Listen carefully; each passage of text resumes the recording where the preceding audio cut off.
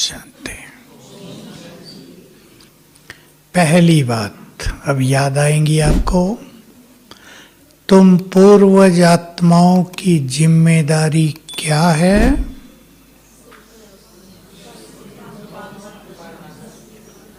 पालना करना। कल के शब्दों में सबको दुआएं देना। बाबा से जो शक्तियां मिली हैं उनसे सबकी पालना करना मुख्य चर्चा का विषय ये है। दूसरी गहरी बात, अगर तुम आत्मिक स्वमान में रहते हो तो क्या होगा? यदि तुम आत्मिक स्वमान में रहते हो, बहुतों ने नोट नहीं की होगी, तो हर कार्य में सहज सफलता होगी। इस मुरली में ये ऐसी बातें हैं जो रोज के जीवन से जुड़ी हुई हैं। अपोजिशन होता है।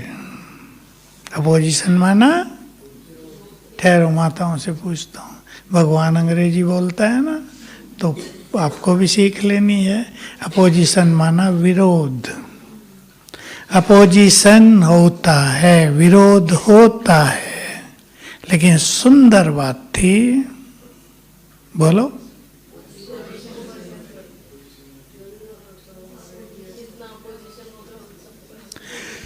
अपोजिशन हमारी पोजीशन को बढ़ाएगा। विचारणीय पॉइंट है, इस पे आएंगे। संगठन में प्यार हो, उसके लिए हमें दूसरों को किस नजर से देखना चाहिए? और बाबा ने पूछा, तुम सब यहाँ कौन इकट्ठे हुए हो? इसकी प्रैक्टिस बहुत करनी है। तुम सब यहाँ कौन इकट्ठे हुए हो? वही देवी देवता धर्म की आत्माएं। दूसरों को उनके ओरिजिनल स्वरूप में देखो। ये ऐसी प्रैक्टिस है हमारी तीन इस मुरली की। आत्मिक स्वमान, दूसरों को किस नजर से देखना है, अपोजिशन पोजिशन, जो हमारी जीवन की यात्रा को सरल करेंगे, सहज हमारे मनोबल को बढ़ाएंगे। एक बात फिर कही जो हम सुनते ही रहते हैं मुरली में, एक ही साथ तीनों सेवाएं होनी चाहिए। मनसा में क्या हो? शुभ भावना हो तो रहती ही है। देखो, जो हमारे पास ज्ञान लेने आएगा, ऐसा कोई है जिसकी उसके लिए शुभ भावना न हो?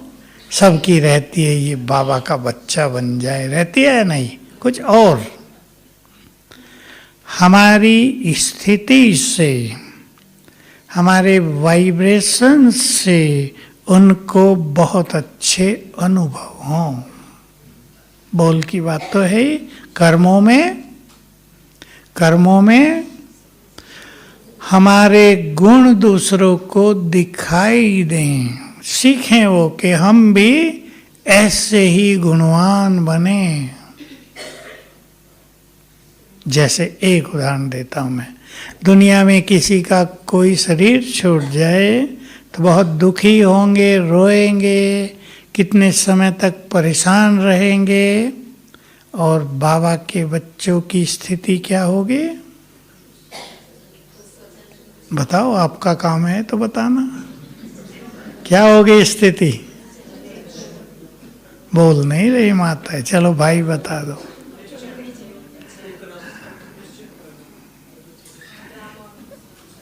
ड्रामा सोचना इतना सहज नहीं होता। इस आत्मा का मेरे साथ इतना ही पार्ट था। मन को शांत करेगी ये बात, तो गुण सीखेंगे ना लोग। मुझे एक सच्ची घटना याद आ गई। बहुत साल पहले की बात है, शायद 40 साल हुए हों। एक सेंटर में मैं गया गुजरात में, 2 माताएं मारवाड़ी परिवार की, आयु ज़्यादा नहीं थी, मुश्किल से 35 साल। एक्सीडेंट में दोनों के पति मर गए।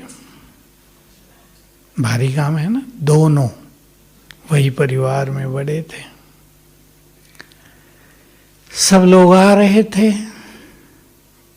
रोने आते हैं ना, माताएं भी जाती होंगी रोने। ये एक रस्म पड़ी हुई है, भले घूंघट डाल के हूँ ऐसे ही करें, करती हैं माताएं, सब जानती हैं। दूसरों के लिए कौन रोता है भला, थोड़ा दिखावा भी करना पड़ता है। तो लोग आते थे उनके पास रोने के लिए, उन्हें भी रुलाते थे। तो मुझे बता रही थी, हंसा भी रही थी, देखो जिनके दोनों के पति चले गए हों वो खुश थी। मुझे कहा, हम उन्हें कहते हैं पति हमारे मरे रोती तुम हो।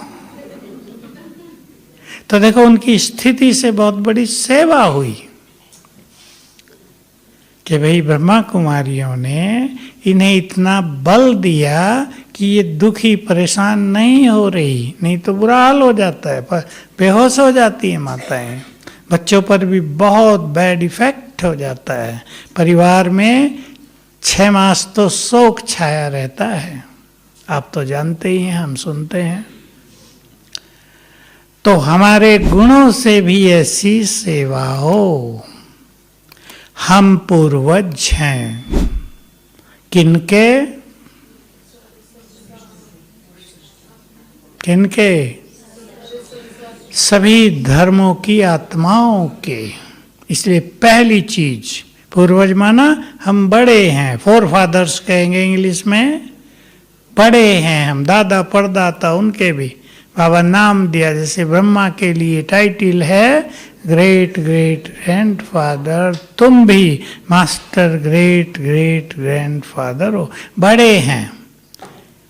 अब एक दादा क्या अपने पोतरों से घृणा रखेगा? दादियां बैठी हैं, दादियां कहीं रखेंगे? कैसा भी हो प्यार ही करेंगे। हम भी सभी धर्मों की आत्माओं के पूर्वज हैं, किसी से घृणा नहीं रख सकते। पहली धारणा हमें याद रहे, हम इनकी पालना करने वाले हैं। एक और गहरी बात मैं भूल न जाऊं इसलिए रिपीट कर देता हूं, सुंदर बात एक लाइन में, निमित्त भाव सभी गुणों की खान है। नोट कर लो, निमित्त भाव सभी गुणों की खान है। इससे ही मैं मेरा खत्म हो जाता है। ये बहुत गुह्य सीक्रेट्स है, ये राज हैं जो हमें जानकर आगे बढ़ना चाहिए। निमित्त भाव, तो हम पूर्वज हैं। बाबा ने कहा क्या तुम्हें याद रहता है कि तुम पूर्वज हो? चिंतन में लाएं इस बात को, अपने स्मृति को बढ़ाएं। हम छोटे नहीं, इसलिए छोटी बातों में नहीं रह सकते। बाबा उदाहरण दिया करता है, कोई बुजुर्ग व्यक्ति बच्चों के साथ खिलौनों से खेल रहा हो, कैसा लगेगा? बच्चों की तरह खेल रहा हो, कहेंगे कुछ हो गया है इस दादा को। तो हम भी बड़े हैं, पूर्वज, हम छोटी छोटी बातों में उलझ नहीं सकते, तो अपने कर्तव्यों को याद रखेंगे। हम तने भी हैं और जड़े भी हैं, और जड़ों में बैठे भी हैं। तीसरी बात भी है, हमारे ऊपर क्या है? इसी में तो उत्तर है। हम कल्प वृक्ष की जड़ों में बैठे हैं, तो ऊपर क्या हो गया? कल्प वृक्ष। सारा कल्प वृक्ष हमारे ऊपर हो गया। हमारी हर स्थिति का प्रभाव, हमारे हर संकल्प का प्रभाव, हमारी प्योरिटी का प्रभाव, हमारे पुण्य कर्मों का प्रभाव एक एक पत्ते तक जाता है। बाबा ने कहा जड़ों के द्वारा, एक एक पत्ते पत्ते की पालना होती है या नहीं? सूख गए हो पत्ते, पानी डाल दो, आप देखेंगे 5 मिनट में ही बदलने लगा। पालना होती है। हम पूर्वजों की हर स्थिति, सारे कल्प वृक्ष में पत्ते टहनियां सभी धर्मों की पालना करते हैं। और यही बात हमारी कमजोरियों से है। अगर तना कमजोर हो क्या होगा? तेज हवा चल जाए पेड़ गिर सकता है। जड़ें कमजोर हों उखड़ सकता है। हम अगर कमजोर होंगे, मान लो पूर्वज दुखी हो रहे हैं आज, तो क्या होगा? कल्प वृक्ष में दुखों की लहर फैल जाएगी। और अव्यक्त बाबा आए हुए हैं, सारा कई हजार आत्माएं आनंद में खुशी में झूम रही हैं, तो कल्प वृक्ष को क्या मिल रहा है? खुशी और आनंद से उनकी पालना हो रही है। और हमारा आनंद से होने पर हुई पालना दूसरे के दुखों को खत्म कर देती है। तो सभी अपने को जिम्मेदार समझेंगे। जड़ों के द्वारा ही पूरे वृक्ष को भोजन पानी जाता है। हम सारे कल्प वृक्ष को भोजन पानी देने वाले हैं। अब ध्यान से सुनेंगे। हमारी प्योरिटी देव कुल की आत्माओं की प्योरिटी को जागृत करेगी। इसलिए सभी सेवा करने वालों को समझ लेना है, निमित्त आत्माओं की जितनी अच्छी प्योरिटी होगी उतनी ही सेवा तेजी से बढ़ेगी। प्योरिटी केवल ब्रह्मचर्य तक खत्म नहीं होती। संकल्पों की शुद्धि, अगर विचार व्यर्थ जा रहे हैं, अगर मन में ईर्ष्या चल रही है, मन में किसी के लिए क्रोध उठा है, वैर भाव बदले का भाव उठा है, तो प्योरिटी की शक्ति नहीं रहती। जहाँ श्रेष्ठ स्वमान है वहाँ प्योरिटी के वाइब्रेशंस अनेक आत्माओं की प्योरिटी को जगाएंगे। और धर्म वालों की भी मूल स्थिति तो प्योरिटी है, वो भी जगेगी। तो हमारा हर संकल्प पानी का काम करता है पूरे कल्प वृक्ष में। सोच लें हम क्या सोचते हैं, देख लें अच्छी तरह। क्या हमारे संकल्प ऐसे हैं जो पूरे कल्प वृक्ष की पालना करते हों, या हमारे संकल्प ऐसे हैं जो हमें भी दुखी करें और सबको दुख दे दें? अब सूक्ष्म बात होगी। बोल के दुख देना एक बात, संकल्पों से ही दुख पहुंच जाएगा आत्माओं को। तो जो बहुत अच्छे पुरुषार्थी हैं, मैं सभी को कहूँगा ध्यान दें, हमारे संकल्प क्या पालना करने के योग्य हैं, या हमें ही पालना की जरूरत पड़ रही है? सोचेंगे सभी। निमित्त भाव हमें बढ़ाना, इसके लिए हमें योग की शक्ति बहुत चाहिए। हमारी योग की शक्ति अनेक आत्माओं को बल देगी। हमारे महान संकल्प, उनसे फैलने वाली एनर्जी अनेक आत्माओं के मन को पावरफुल करेगी। मानसिक रोग बहुत बढ़ रहे हैं, इन्हें समाप्त करेगी। हमारे पुण्य कर्म, बोलो क्या करेंगे भाई लोग बताओ? हमारे पुण्य कर्म तो दुनिया में भी लोग करते हैं। कुंभ में भी जा रहे हैं, वहां भी सोचते हैं पुण्य करके आओ कुछ। हमारे पुण्य कर्म इस संसार से पाप को नष्ट करेंगे। पुण्यों की परिभाषा बहुत गहन है। पवित्र आत्माएं ही पुण्य आत्मा होती हैं।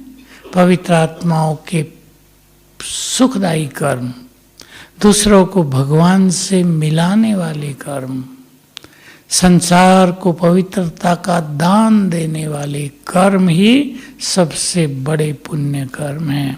संसार में कोई सोचता होगा क्या कि हमें प्रकृति को भी सतो प्रधान बनाना है?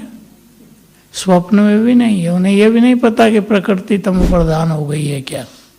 वैज्ञानिक केवल ये कहते हैं प्रकृति कुपित है, क्रोधित है, धरती पाप के बोझ से दबी जा रही है, कभी भी विस्फोट हो सकता है, ये वैज्ञानिक भी कहने लगे हैं। लेकिन प्रकृति को कोई सतो प्रधान बनाने वाली आत्माएं भी हैं इस सृष्टि पर। कौन है वो? हमारी प्योरिटी प्रकृति को सतो प्रधान बनाती है। अपने को ऐसा जिम्मेदार आत्मा समझना है, ध्यान देना है बहुत स्वमान पर, निमित्त भाव पर, अपोजिशन में मजबूत होने पर। आत्मिक स्वमान हर कदम पर सफलता दिलाएगा। आत्मिक स्मृति भी और आत्मा के स्वमान भी। आत्मिक स्मृति है मैं क्या हूं, और स्वमान है मैं कौन सी आत्मा हूं। आत्माएं तो सब हैं, लेकिन मैं कौन सी आत्मा हूं? आत्माएं तो हर धर्म की छोटी बड़ी, पापात्माएं भी हैं तो अच्छी आत्माएं भी हैं, पवित्र आत्माएं भी हैं, धर्मात्माएं भी हैं, लो क्वालिटी की भी हैं, हल्के लेवल की भी हैं। मैं कौन सी आत्मा हूं? अगर इस नशे में हम रहने लगें, अपने स्वमान को जगाए रखें, तो हमें सहज सफलता मिलेगी। क्यों? ये भी सोच लें क्यों। क्योंकि स्वमान में रहने से संकल्पों की गति बहुत धीमी हो जाती है, व्यर्थ तो खत्म होने लगता है, अच्छे संकल्प भी कम होने लगेंगे, स्पीड कम हो जाएगी। तो संकल्पों की शक्ति सफलता के द्वार खोल देगी। ये रहस्य हम सभी को याद करना है। अपने अपने स्वमान चुन लें कुछ भी।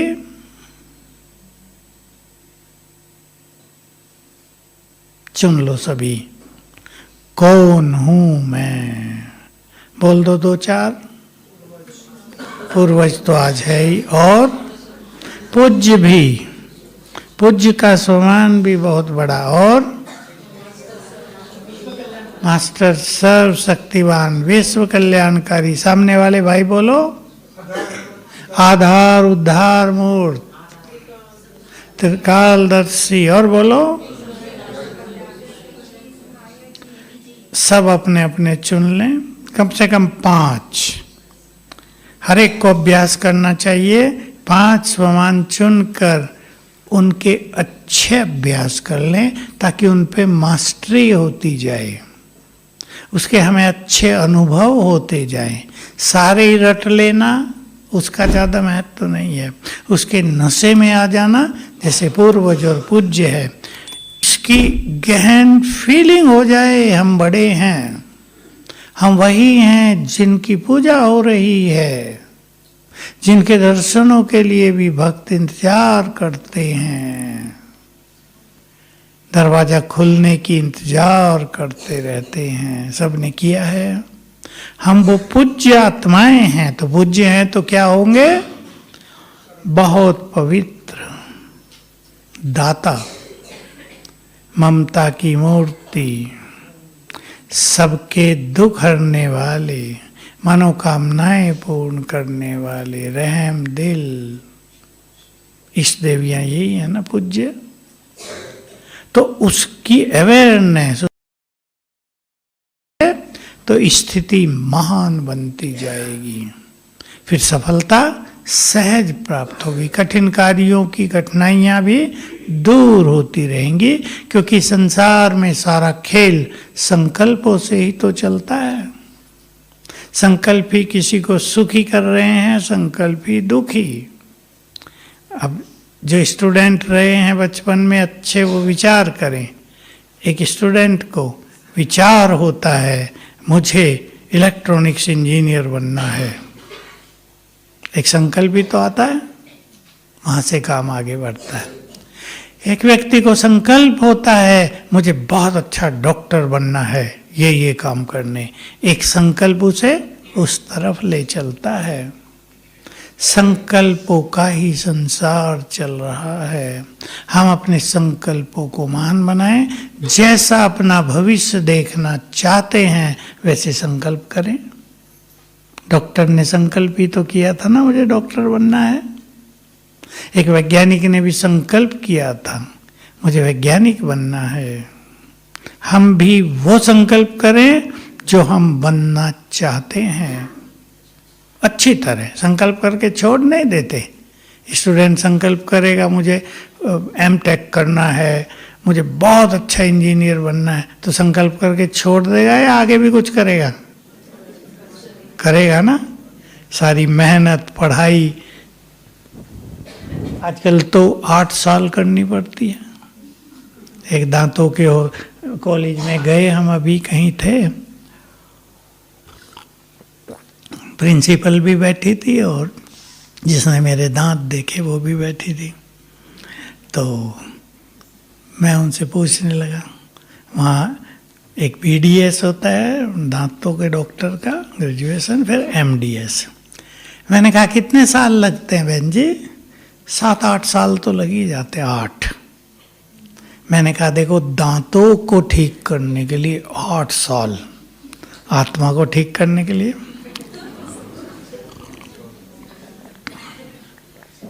उन्हें थोड़ा थोड़ा ज्ञान था। जितनी मेहनत वहां की जाती है अगर हम कर दें, बेड़ा पार हो जाए, दूसरों का बेड़ा पार करने लगे। एक तो दांत की बात है, आंखों के लिए भी 7-8 साल, एक एक चीज के लिए। सर्जन बनना तो भी 7-8 साल। आत्मा को प्योरीफाई कर दें, पावन कर दें, तो किसी मेडिकल चीज की जरूरत ही नहीं रहेगी। तो दुनिया में लोग कितनी मेहनत करते हैं, हम तो बहुत थोड़ी करते हैं। निमित्त भाव अपनाएंगे। निमित्त भाव की गहराई को समझना है। कई लोग ऐसा भी रखते हैं, निमित्त भाव भी कहते हैं और अहम भाव भी रखते हैं। उदाहरण दे दो, मैं निमित्त हूं ना, इसलिए तुम्हें मेरी बात माननी ही पड़ेगी। करते हैं ना कुछ लोग ऐसे भी, मैं निमित्त हूं। तो ये निमित्त भाव नहीं, उसके साथ अहम भाव भी जुड़ गया। निमित्त भाव बहुत नम्रता ले आता है, निरंकारिता ले आता है। इसलिए बाबा ने कहा सर्वगुणों की खान है। जहाँ निरंकारिता आ गई, नम्रता आ गई, वहाँ बहुत सारे गुण आप ही पीछे पीछे आ जाएंगे। मैं निमित्त हूँ। कोई भी सेवा करने में अपने को केवल निमित्त मानना, करने वाला बाबा करा रहा है। आजकल बहुत आत्माओं के अंदर निमित्त भाव खत्म हो गया, मालिक भाव ज्यादा आ गया, मेरा। निमित्त भाव को फिर से बढ़ाना है। ये हमारे यज्ञ की बहुत बड़ी अलौकिकता है। और जिनमें निमित्त भाव आता है उनको ही अनुभव होंगे। अच्छी तरह ध्यान से सुन लें, चाहे आप घरों में हैं, सेवाओं में हैं, जिनमें निमित्त भाव आएगा उनको ही अनुभव होंगे बाबा की मदद बहुत ज्यादा मिल रही है। अहम भाव आएगा तो बाबा की मदद प्राप्त नहीं होगी, हमारा रास्ता कठिन होगा। तो अपने को निमित्त भाव में रखना। मैं निमित्त हूं ये नहीं, निमित्त भाव में रखना। भाव ही ये हो जाए, हमारे हाथ हैं, जैसे हम यहाँ देखते हैं ना, हमारे हाथ हैं, कर रही आत्मा, ऐसे ही हमारे हाथ हैं, हो रहा है काम ऊपर से। इस भावना को बहुत अच्छी तरह बढ़ा देना है तो गुण पीछे पीछे आते ही जाएंगे। अपोजिशन होता है बहुत, विरोध होता है बहुत। माताओं का तो ज़्यादा ही होता है, घरों में सबसे ज़्यादा विरोध माताओं का होता है। सहन करके माताएं निकलती रहती हैं आगे आगे। अपोजिशन से यदि हम घबराएंगे नहीं, विरोध से यदि हम घबराएंगे नहीं, हिम्मत से आगे चलेंगे, तो बाबा की मदद बहुत मिलेगी, सहज बाहर आ जाएंगे। अब देखो, बाबा के आगे भी शुरू में बहुत विरोध हुआ, लेकिन बाबा को संकल्प था ये कार्य शिव बाबा का है, वही सबको ठीक करेगा। इसलिए बाबा अपनी पावरफुल मनोबल की स्थिति में रहे, घबराए नहीं। ये जो भी विघ्न है सब ठीक हो जाएगा। बाबा को तो ये भी याद रहता था, शिव बाबा परीक्षा लेता है, हमें फुल पास होना है। तो बल रहा आत्मा में, और अगर विरोध होने पर हम छोड़ देंगे तो क्या होगा? हम कुछ नहीं कर पाएंगे संसार में। जो बहुत पुराने हैं, आप में से तो उतने पुराने शायद कोई ना हो, हमने देखा कुछ संप्रदाय भारत में पहले से ही ब्रह्मा कुमारियों का बहुत विरोध करते थे, नारे ही अलग अलग बनाए हुए थे ब्रह्मा कुमारियों के लिए। लेकिन जितना विरोध हुआ, हमारी बहनें और भाई उतने ही शक्तिशाली बनते गए। आजकल भी कुछ लोग विरोध करते हैं, बल्कि आजकल कम शक्तिशाली बनते हैं। तब हम कुछ हजारों में थे तो भी डरते नहीं थे, अब लाखों में हैं तो भी घबरा जाते हैं, ज्ञान छोड़ देते हैं। कई लोग ज्ञान छोड़ देते हैं। मैं कल बात कर रहा था कहीं कि देखो 50 लोग कहीं से ज्ञान छोड़कर गए विरोध के कारण। लोग क्या क्या कहते हैं, 10-10 साल ज्ञान में चल के। मैंने कहा क्या इनको 10 साल में पता ही नहीं चला था ब्रह्मा कुमारियाँ क्या हैं? क्या इन्हें ब्रह्मा कुमारियों की प्योरिटी का पता ही नहीं चला था? क्या इन्हें पता नहीं चला था कि ये ज्ञान स्वयं भगवान दे रहा है? 10 साल में चला होगा या नहीं? पहले ही क्षण पता चल जाता है। फिर भी छोड़ के चले गए, कमजोर आत्माएं। तो जितना विरोध होता था उतने शक्तिशाली बनते थे। माताओं के तो अनुभव होंगे ही, विरोधों को पार करते हुए, निकलते हुए, कुछ समझाते हुए, कुछ समझते हुए पहुंच गए। सेवा में भी आ गई माताएं, देखो कितनी। तो विरोध से घबराना नहीं है, और इसको दूसरी तरफ कर दें, अगर हम अपनी श्रेष्ठ पोजीशन में रहेंगे तो अपोजिशन समाप्त हो जाएगा। श्रेष्ठ स्वमान में रहेंगे तो विरोध समाप्त हो जाएगा। और सरल महावाक्य हैं, जितना तुम स्वमान में रहेंगे सभी तुम्हारा सम्मान करेंगे। विरोध खत्म। जिनके घर में अभी भी अपोजिशन है, विरोध है, कोई बंधन है, वो अपने स्वमान को बढ़ाओ। मैं व्यक्तिगत रूप से भी ये बहनों से प्रैक्टिस कराता हूँ। कन्याएं आती हैं, परिवार का बहुत बंधन है, शादी के लिए बहुत दबाव डाला जा रहा है। कईयों के कम से कम 10-20 के अनुभव हो गए अभी 2-3 साल में। हमने उन्हें सिखाया, सारा दिन अभ्यास करो, मैं इस घर में पवित्रता की देवी हूं। 1 मास में तो खेल ही पूरा हो गया। माँ बाप कहने लगे भाई तुम्हारी इच्छा हो कर लो, नहीं इच्छा हो नहीं करो। यहाँ तक बात पहुँच गई। बैठी है ना कन्याएं, पक्का करें। हमारी अपनी कमजोरियाँ उनको पावरफुल बनाती हैं। हमारी कमजोरियां दूसरे के विरोध को पावरफुल कर देती हैं। हमारा स्वमान दूसरे के विरोध को कमजोर कर देता है। तो अपने स्वमान को बहुत बढ़ाएंगे तो विरोध हमें आगे बढ़ाएगा, बल देगा। एक व्यक्ति आया मेरे पास, 3-4 साल पहले की बात है। आर्य समाज से जुड़ा था, ज्ञान में आ गया। कहा भाई जी एक क्षमा मांगने आया हूँ। मैंने कहा मेरे से क्या क्षमा मांगनी भाई, मेरे लिए तो क्या किया तुमने?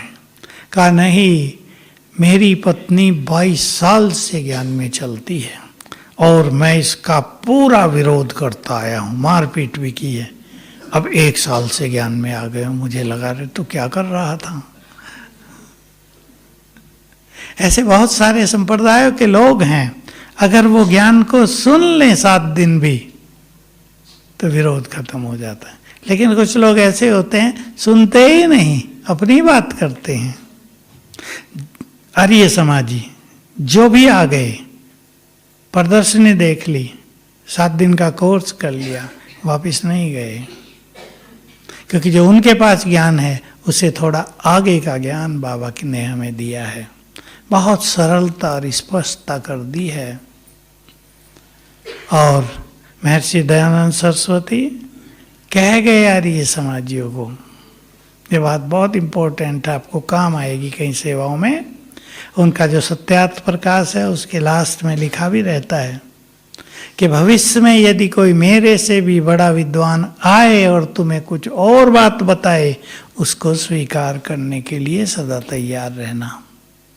तो किसी मनुष्य को ये नहीं सोच लेना चाहिए उसके पास संपूर्ण ज्ञान हो गया है, हमें भी नहीं सोच लेना चाहिए, क्योंकि ज्ञान दिनों दिन सूक्ष्म होता जाता है। तो निमित्त भाव भी धारण करेंगे, दुआएं देने का बहुत अच्छा अभ्यास करेंगे।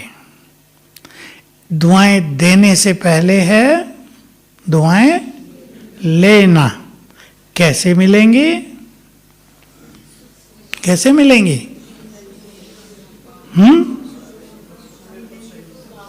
दुआएं देंगे तो मिलेंगी नहीं, कुछ और राज और राज।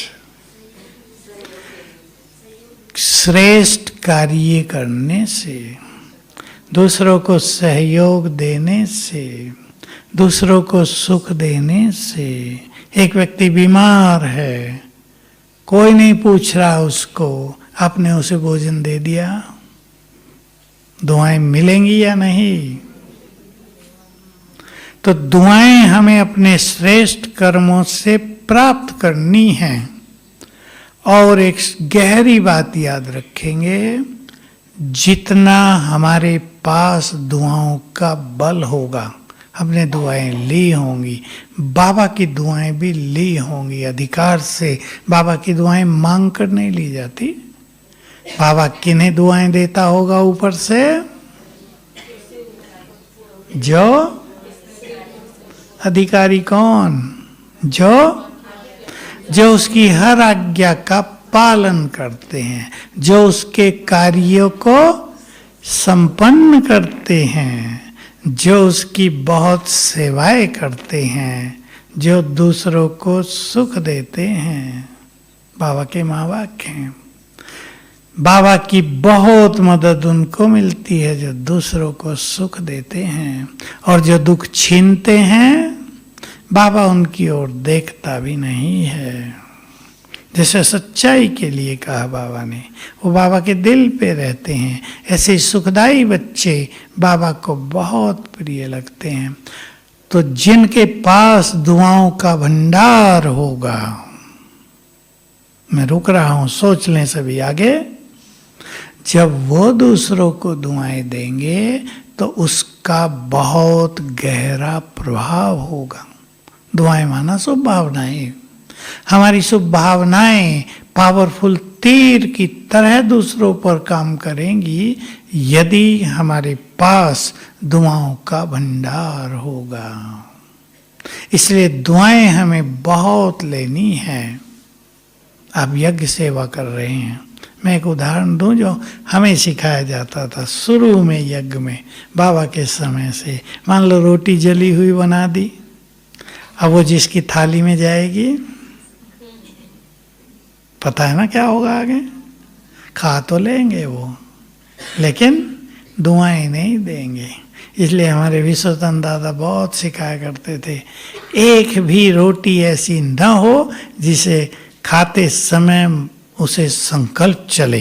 कोई कच्ची रख देते हैं, जल्दी होता है तो कच्ची हो गई। तो दुआएं हमें भरनी हैं, और अगर भगवान की दुआएं लेने लगें तो सबकी दुआएं तो उसमें समा ही जाएंगी। ऐसे महान कार्य करें, भगवान भी हमें देख देखकर प्रसन्न हो। ऐसी सेवाएं करें, वो भी वाह वाह करें। देखो कईयों की सेवाओं में शिकायतें होती रहती हैं। कई सेवा तो करते हैं लेकिन बहुत कहला के करते हैं, उनकी खुशामद करनी पड़ती है, उनको दुआएं मिलेंगी। मैं सोचता आया और आप भी वही सोचते होंगे, नहीं तो सोचा करें। इधर यज्ञ में सब खजाना किसका? खाने वाले कौन? उसके बच्चे। बीच में हमें क्या मिलेगा? दुआएं। हमारा तो कुछ भी खर्च नहीं हो रहा, या हो रहा है? भोजन खिला रहे आप सब। किसका भोजन? ब्रह्मा जी का। ब्रह्मा भोजन खाने वाले उसके प्यारे बच्चे। तो हम तो उधर से इधर दे रहे हैं केवल, लेकिन अगर देने में भी गड़बड़ कर दें, रोटी मांगने आ जाए कोई और नहीं मिलेगी। रोटी भगवान की, खाने वाले उसके बच्चे, बीच में हम दुआएं भी लेना ना सीखें। समझ गए ना? मैंने एक छोटा सा उदाहरण दिया। ऐसे हर जगह हमने देखा किसी को दवाई की ज़रूरत पड़ती है। देखो हॉस्पिटल में इमरजेंसी में रात को भी डॉक्टर रखे जाते हैं। कोई भी चला जाए, और जहाँ दवाइयाँ मिलती हैं वो भी खुला रहता है। और अगर किसी को तेज बुखार हो और दवा देने वाले कह दें आज नहीं कल मिलेगी, पता नहीं क्या 9 बजे खुलती है तो बुखार को कह दिया जाए सुशील कह रहा 10 बजे आना भाई। लेकिन वही व्यक्ति अगर समय पर उसको प्यार से दवाई दे देता है तो भले उसको खोलनी पड़े अपनी, तो कितनी दुआएं मिलेंगी। तो दुआएं लेने का भी एक संकल्प होना चाहिए। जिसको कोई मदद नहीं करता, जब हम उसको मदद कर देते हैं तो बहुत दुआएं मिलती हैं। जब किसी का कोई सहारा न हो और हम उसके सहारे बन जाएं तो बहुत दुआएं मिलती हैं। और दुआएं समय पर, हिंदी में एक शब्द है ना रामबाण, रामबाण का काम करती हैं। जब सारी दवाई फेल हो जाती हैं तब दुआएं दवाई बनकर काम कर देती हैं। इसलिए सभी अपने मधुर बोल से, अपनी सहयोगी भावना से, अपनी शुभ भावनाओं से दूसरों को सुख देते हुए दुआएं लें। बाबा ने यज्ञ रचा सबका कल्याण करने के लिए, दुखी आत्माओं को सुखी बनाने के लिए। सोच लो यज्ञ क्यों क्यों रचा गया है। बेसहारों को सहारा देने के लिए, जिनका कोई नहीं भगवान उनका है, इस देव देवियां उनके हैं, ये अनुभूति कराने के लिए।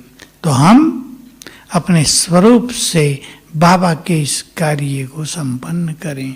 और जो बाबा के इस महान कार्य में विघ्न डालते रहें, उनका क्या होगा?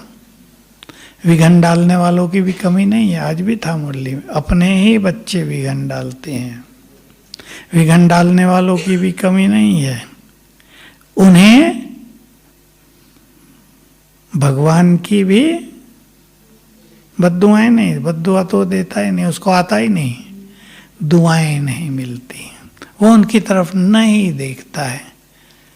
बाबा से किसी ने साकार में पूछा था कि बाबा महमूद गजनवी ने आपका सोमनाथ का मंदिर लूटा, आपको गुस्सा आया था? प्रैक्टिकल बात है, ये कहानी नहीं है। किसी ने साकार में बाबा से मुरली चलाते हुए पूछा, आपके शिवलिंग को भी तोड़ डाला था, उसके ऊपर चढ़ गए थे, मुस्लिम तो अपमान करते हैं ना, आपको गुस्सा आया? बाबा ने कहा नहीं बच्चे, बस इतना ही कहा था। पर मैं सोचा कि भगवान को गुस्सा करना आता ही नहीं। ये आता है? कभी आया होगा किसी पे गुस्सा? वो काम भी धर्मराज को दिया हुआ, तुम कर लेना, मैं नहीं। बाबा तो प्यार का सागर है। देखो भक्ति में, शास्त्रों में भगवान से सबको डरा दिया गया ना बहुत, गॉड फियरिंग, दूरी बन गई। बाबा ने आकर क्या महसूस कराया? मैं तुम्हारा हूं और प्यार का सागर हूं। समीपता हो गई ना। तो हम सभी अपने पूर्वज और पूज्य के स्वमान का बहुत अच्छा अनुभव करेंगे। इस स्मृति को कल बढ़ाना और ग्लोब के ऊपर बैठकर सर्वशक्तिवान की शक्तियां लेकर चारों ओर फैल रही हैं, ये अभ्यास करना। साथ में मन से दुआएं भी दे देना, सभी कमजोर आत्माएं पावरफुल बने, सभी के दुख समाप्त हों। चले अब हम इसी अभ्यास में बैठेंगे, ग्लोब के ऊपर शक्तियां लेकर सबको देंगे और दुआएं भी देंगे।